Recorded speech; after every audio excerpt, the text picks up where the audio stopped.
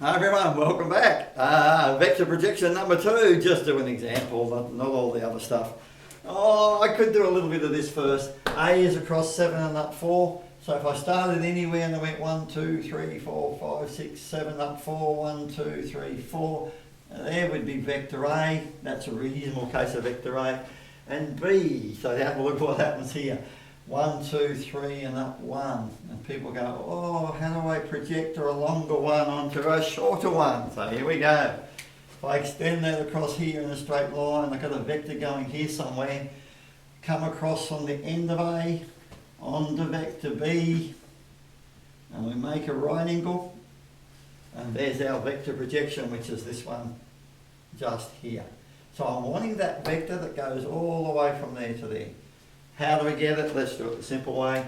I still prefer to go A dot B on the magnitude of B times by B on the magnitude of B. If I don't want to think, I think that way, sometimes I think of it as A by B hat vector by another B hat vector.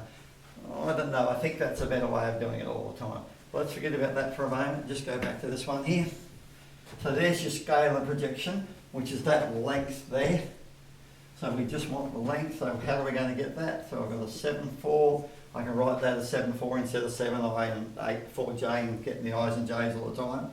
And I've got a 3 with a 1, and I want the length of B, so it's a square root of 3 squared plus 1 squared. If you go back to here, we went across 3 and up 1, so that's a 3 and a 1, which is a Pythagorean triangle, right angle triangle.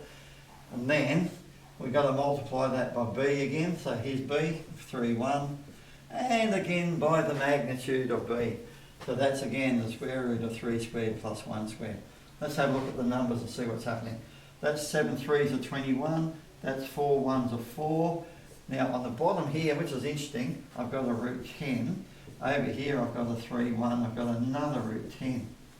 So interesting concept, because it just becomes 25 on root 10 by root 10 is 10 times by 3, 1. So 25 on 10 is 2.5 lots of 3, 1. So let's go across here and have a look at even my terrible rough diagram. Mr. Bean method, once, twice, 3, and you can see it's 2.5 lots of 3, 1. And that's what our vector projection is. How many of those here?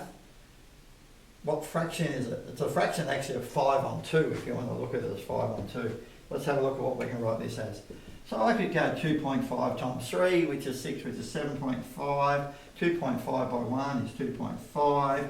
I could write that as 7.5i plus 2.5j. And that's our vector projection of A onto B. So in basics, a lot of people I find just come back to they don't necessarily understand, and they just learn the rule and they put the numbers in and write the answer down. Hope that helps. If you're enjoying it, let your friends know. And I learnt the other day that if people press like, it means I get go up the order in YouTube and they show my video more often, or it comes up more often. Thanks for watching.